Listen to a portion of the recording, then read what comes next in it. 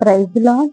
என்னோட பேர் ಗೀತಾ. ನನ್ನ ಹೆಸರು ಗೀತಾ. ಇವತ್ತಿನ ದೇವ ಸುವಾರ್ತೆ ಕೀರ್ತನೆಗಳು 5ನೇ ಅಧಿಕಾರ ವಚನ 1.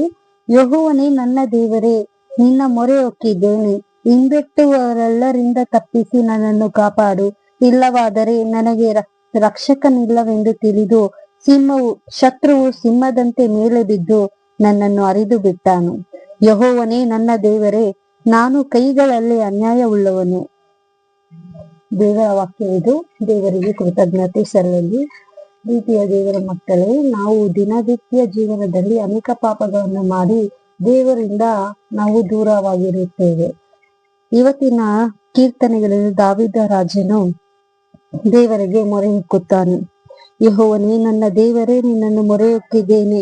ಹಿಂದಟ್ಟುವವರನ್ನು ತಪ್ಪಿಸಿ ನನ್ನನ್ನು ಕಾಪಾಡು. ದೇವರೇ, ನನ್ನ ಬೆನ್ನಟ್ಟಿ ಬರುವ ವೈರಿಗಳಿಂದ ನಮ್ಮನ್ನು ರಕ್ಷಿಸು ಅಂತ ದಾವೀದ ರಾಜನು ದೇವರಲ್ಲಿ ಮೊರೆ ಹೊಕ್ಕುತ್ತಾನೆ.